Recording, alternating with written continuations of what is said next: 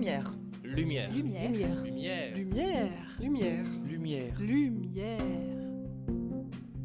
Lumière sur la science des matériaux avec Julien Guénolé, chargé de recherche CNRS au laboratoire d'études des microstructures et de mécanique des matériaux à Metz. Dans notre société, nous utilisons une multitude de matériaux. Du béton pour nos maisons, de l'acier, du bois, du plastique, du verre, du cuivre, du cuir, et j'en passe. Mais pourquoi ne voit-on pas à travers le bois ? Et pourquoi l'aluminium est léger alors que l'acier est lourd ? Pourquoi certains sont flexibles et d'autres durs ? Toutes ces propriétés sont définies par leur composition chimique et les structures internes des matériaux. Alors aujourd'hui, accrochez-vous, nous allons voyager dans l'infiniment petit, à l'échelle de l'atome, pour mieux comprendre les matériaux et leurs déformations. Cela grâce à Julien Guénolé, chargé de recherche CNRS au laboratoire d'études des microstructures et de mécanique des matériaux, le LEM3. Julien a reçu une subvention de l'Agence nationale de la recherche pour ses travaux de recherche qui sont très prometteurs. Bonjour Julien. Alors, quels sont les matériaux qui vous intéressent en particulier ? Bonjour. Alors moi, je m'intéresse particulièrement aux matériaux cristallins et plus spécifiquement aux matériaux métalliques. Alors ça, en fait, c'est par opposition aux matériaux non cristallins, évidemment, c'est un peu évident. Mais ce qu'on entend par là, c'est plutôt en fait des matériaux, par exemple, comme le bois, le verre, les polymères. Ça, ce sont des matériaux non cristallins. Et à l'inverse, les matériaux cristallins, ça va être des matériaux métalliques, des matériaux céramiques, et les cristaux, évidemment, comme on comprend plus particulièrement. Et il y a quelque chose, par exemple, d'assez intéressant à se souvenir, c'est que justement ce qu'on appelle le cristal, donc le cristal de verre, par exemple les verres en cristal, justement ne sont pas un matériau cristallin. Donc ce sont un matériau en verre, c'est juste un verre spécifique avec une composition particulière qui fait qu'il est légèrement différent du verre ordinaire. Donc c'est un faux ami. Pouvez-vous nous expliquer brièvement ce que sont les fameux matériaux cristallins, un peu plus en détail, et pourquoi ils sont si importants dans notre vie quotidienne ? Exactement. Alors, faut pas évidemment ignorer les matériaux non cristallins qui sont aussi très importants, tout ce qui est les polymères, les plastiques ou les matériaux composites. Mais alors, les matériaux cristallins ont la particularité d'être présents massivement dans notre quotidien et depuis des millénaires, à l'opposition de certains matériaux comme évidemment les plastiques qui sont bien plus récents. Alors les matériaux cristallins, ils vont être présents dans la construction, par exemple la construction métallique, les barres de renfort à l'intérieur du béton ou les ponts métalliques. Ça va être présent aussi dans le transport. On peut penser aux véhicules de transport qui sont composés massivement d'une quantité très différente de matériaux cristallins, de métaux plutôt. On peut penser à l'énergie, les éoliennes, les turbines dans les centrales, qu'elles soient à gaz, qu'elles soient nucléaires.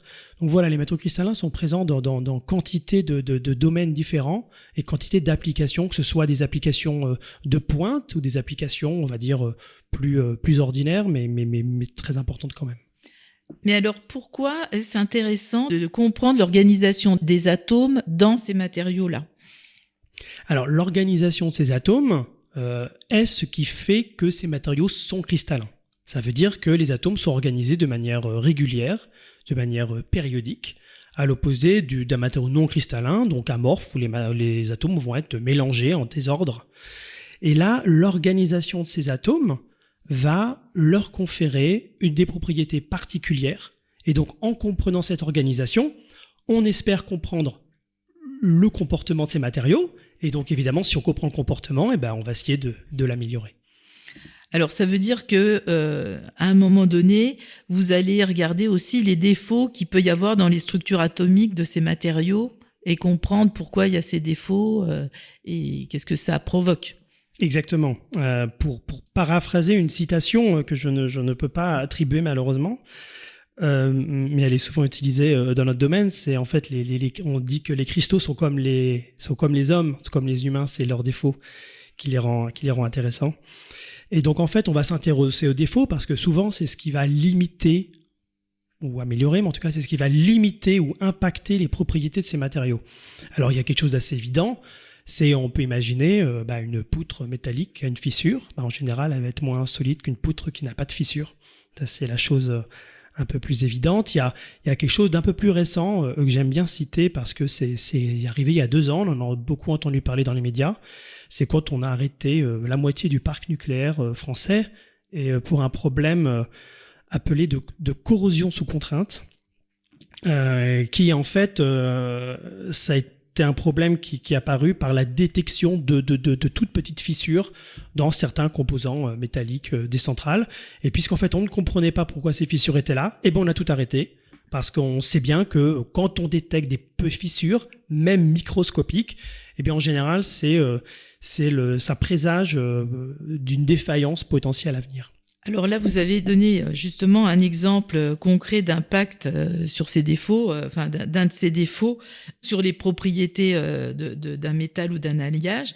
Mais comment ? Bon, alors ces défauts sont vus comme négatifs, mais est-ce qu'ils peuvent quelquefois être plus positifs dans le sens où ça vous permet de voir d'autres propriétés ? Oui, évidemment. Alors, on parle de défauts, le mot lui-même est négatif, mais évidemment, on utilise ces défauts, et ces défauts sont de toute manière là, et donc ils ont aussi un rôle très positif. Pour reprendre un peu de distance, en fait, le seul matériau, ou un des seuls matériaux sans défaut, un matériau cristallin, en fait, c'est le diamant. Le diamant pur, on va dire, et surtout les plus... en tout cas, le diamant est un matériau sans défaut, et l'ensemble des autres cristaux, on peut toujours considérer qu'ils ont plus ou moins de défauts. Donc en fait, ces défauts sont là, on doit faire avec. Et ce qui est intéressant, c'est qu'aussi de toute façon, ils ont été là depuis toujours, évidemment depuis des millénaires, et même il y a plusieurs milliers d'années, on savait utiliser ces défauts sans même savoir qu'ils étaient là, mais on savait les utiliser pour améliorer les propriétés des matériaux. Et donc pour les améliorer, par exemple, il y a le phénomène qu'on appelle phénomène d'écrouissage, qu'on a tous vu dans des films ou même dans Astérix Obélix. En fait, c'est quand on prend un morceau de métal qu'on a chauffé très fortement dans une forge, une forge par exemple, donc qui rougeoie, et après on va taper dessus avec un marteau. Donc ça, en fait, c'est un phénomène qui revient à introduire des défauts dans le matériau, appelés des dislocations, et ces défauts, au final, vont durcir le métal. Et donc, c'est pour ça que c'est fait notamment, on voit très bien dans beaucoup de films, c'est fait sur des épées, sur d'autres éléments, où en fait, on cherchait à durcir le métal par rapport à son état plus brut. Alors, vous utilisez des simulations pour étudier l'organisation des atomes. Comment fonctionnent ces simulations et quelles sont les difficultés techniques que vous rencontrez ? Alors, oui, moi j'utilise des simulations à l'opposé d'autres collègues, du moins en complément d'autres collègues qui utilisent des expériences, donc pour étudier ces défauts dans les cristaux. Alors, c'est des simulations qui en fait se basent sur les comportements des atomes. Donc, on a une échelle extrêmement petite. On est à l'échelle à peu près du nanomètre, donc 10 puissance moins 9. Donc, c'est très petit par rapport au mètre. Et donc, ces simulations, en fait, elles vont prendre un ensemble d'atomes et on va attribuer à ces atomes un comportement, une loi mathématique, qu'on appelle dans notre jargon un potentiel. Mais bref, c'est une loi mathématique qui va gouverner le comportement de ces atomes, comment ces atomes vont se déplacer. Donc cette méthode de simulation s'appelle la dynamique moléculaire et elle permet d'étudier que ce soit des gaz, des liquides, des cristaux, à peu près tout type de matériaux. Et moi, je l'applique aux matériaux cristallins, aux métaux en particulier. Et une fois qu'on a ces lois pour chaque atome, on peut lancer notre simulation et on peut chauffer notre matériau, on peut le déformer, lui tirer dessus, on peut l'irradier aussi, si on veut étudier par exemple un matériau dans un environnement sévère, par exemple dans un réacteur, par exemple, un réacteur nucléaire. Et donc quand on soumet ce matériau à une température, à une déformation, et après on peut observer comment il se comporte, quelle est sa réaction. Et puisqu'on a fait des simulations sur ordinateur, on peut aussi regarder en détail ce qui se passe pour essayer de comprendre un petit peu plus le comportement de ce matériau lorsqu'il est soumis à des contraintes extérieures. Et quels sont les matériaux que sur lesquels vous travaillez de plus près? Quels exemples? Alors, moi, je travaille particulièrement sur des matériaux, soit des matériaux qu'on va appeler modèles, dans notre jargon, ça veut dire des matériaux qui sont considérés comme un peu mieux compris, mais en fait, on va essayer de comprendre des phénomènes plus complexes. Voilà, donc là, je pense à l'aluminium, par exemple, le cuivre. C'est des matériaux qu'on considère comme plus simples, mais donc qui sont très intéressants pour étudier des phénomènes très complexes, comme des phénomènes de comportement collectif des défauts ou des phénomènes de transition d'échelle, comme je mentionnerai un peu plus tard. Mais je m'intéresse aussi beaucoup aux matériaux un petit peu plus applicatifs, donc par exemple le titane ou le magnésium notamment, qui sont des matériaux très utilisés dans beaucoup d'industries, que ce soit l'industrie énergétique, l'industrie de transport, les industries de pointe, les industries de la médecine, par exemple pour les prothèses. Donc ça, et comme je m'intéresse aux propriétés fondamentales du matériau, en fait, c'est comment ce matériau se déforme, comment ce matériau résiste sous des contraintes particulières, et bien en fait l'application de mes travaux est assez multidomaine. Et justement, alors quels sont les bénéfices concrets que vos recherches pourraient apporter? Par exemple, justement, vous en avez parlé de l'énergie ou de la médecine dans ces domaines-là. Alors un exemple assez concret, c'est par exemple quand on va utiliser un matériau par exemple dans une turbine qui produit de l'énergie. Donc ça, on en a besoin aujourd'hui, on en aura besoin demain, dans une centrale à gaz, centrale nucléaire et autres. Et donc il y a des matériaux qui forment par exemple les aubes de ces turbines. Et donc ce sont des matériaux qui sont soumis à des contraintes. Ils tournent extrêmement vite. Donc en fait, il y a une force qui tire dessus extrêmement vite. Ils sont soumis à des températures très élevées. Et donc là, on comprend comment ces matériaux se comportent, mais on ne le comprend pas forcément très bien. Et donc, c'est là où les simulations interviennent, parce que c'est assez complexe de faire des expériences. Et même quand on fait des expériences, en fait, on ne sait pas ce qui se passe, parce on ne sait pas ce qui se passe totalement, parce qu'il y a des phénomènes qui sont très rapides, notamment, ou très petits, à des échelles extrêmement faibles. Et donc, on va faire des simulations à une échelle très fine, comme ce que je fais, mais on va aussi faire des simulations à des échelles plus élevées. En fait, on souhaite simuler le comportement de notre petite ailette dans la turbine, qui va faire par exemple quelques centimètres de longueur, mais on veut comprendre le comportement de l'atome jusqu'au centimètre. Donc ça inclut une multitude d'échelles, et là on a besoin de coupler les méthodes de simulation, et c'est notamment une partie de mon travail. Et alors, selon vous, quels sont les défis futurs pour mieux comprendre et optimiser les matériaux? Alors, je pense qu'il y en a plusieurs, mais notamment quelque chose qui commence à apparaître ces dernières années, c'est la recyclabilité des matériaux. Et en fait, comment on peut réutiliser ces matériaux tout en conservant leur propriété, leur efficacité. Un exemple très simple, c'est qu'on sait tous qu'on recycle nos canettes de coca, je vais dire ça au hasard, voilà, on recycle le métal. Sauf que ce qu'on sait peu, ce que les gens savent peu, ce que le grand public sait peu, c'est que ces métaux, certes, on peut les recycler à l'infini, mais ils ne conservent pas leur propriété à l'infini. Ça veut dire qu'en général, quand on a un métal qu'on va recycler, on va le faire fondre, et donc on va le remélanger avec d'autres métaux, et donc en fait, le métal qu'on va obtenir à la fin, il va contenir ce qu'on appelle des impuretés, donc des petits défauts. Il va contenir d'autres métaux. Voilà, on va mélanger de l'aluminium, et il va contenir un peu de magnésium, un peu de ci, un peu de ça. Et donc, en fait, ces propriétés vont être moins bonnes que le métal avant recyclage. Et donc, tout un travail de la recherche aujourd'hui va un peu dans la direction de comprendre le rôle de tous ces petits défauts, de toutes ces petites impuretés sur les nouvelles propriétés du matériau recyclé. Parce qu'en fait, des matériaux sont forcément en quantité limitée sur Terre, et qu'on peut les recycler très bien, mais il faut pouvoir les réutiliser une fois qu'ils sont recyclés.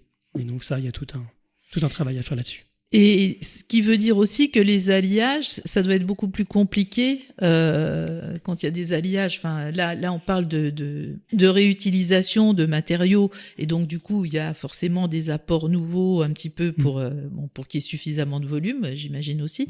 Mais quand c'est un alliage qui a été fait exprès pour un usage, ça doit être aussi assez compliqué de pouvoir analyser comment il évolue et puis quels sont ses défauts, entre guillemets, par rapport à quelque chose de plus pur comme de l'aluminium. Oui, tout à fait. En fait, déjà, il faut bien garder à l'esprit que on utilise très rarement des matériaux purs. Voilà, je pense l'or est notamment un des rares matériaux qu'on utilise pur, le cuivre, on l'utilise dans des applications très particulières. En général, que ce soit l'aluminium, que ce soit le fer, évidemment, on utilise en alliage, c'est-à-dire on les mélange avec d'autres métaux. Et donc les alliages, souvent, ça contient pas juste 2 ou 3 métaux, ça contient plein d'éléments, déjà 5, 6, 7, donc plein d'éléments en petite quantité. Tous ces éléments ont leur rôle dans les propriétés de l'alliage. Et donc, ils ont leur rôle dans les propriétés finales de l'alliage, mais ils ont aussi leur rôle sur les défauts, et ils ont aussi potentiellement leur rôle sur le mauvais fonctionnement de l'alliage.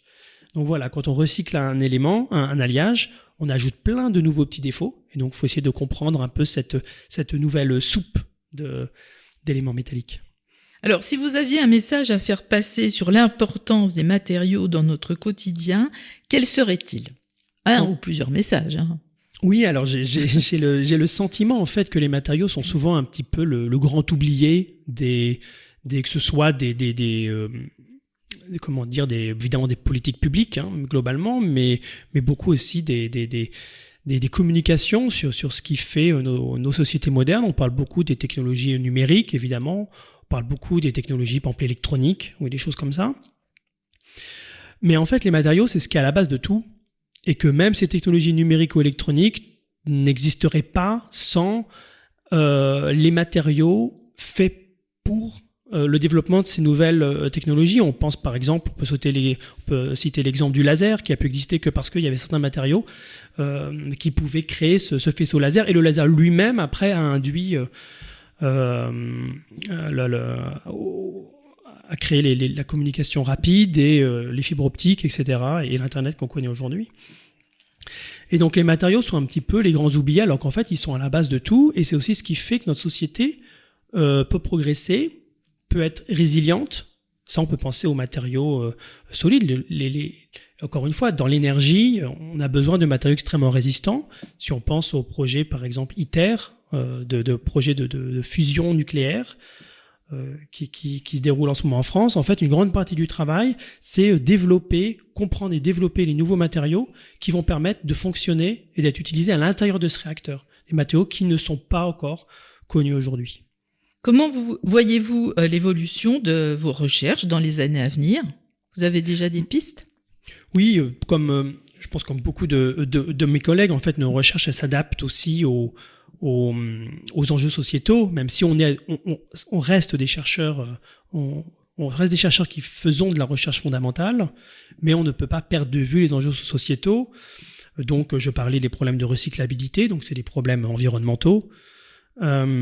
Mais aussi, il y a quelque chose qui arrive aujourd'hui dans la société, c'est l'intelligence artificielle de manière générale, ou plutôt donc l'apprentissage machine.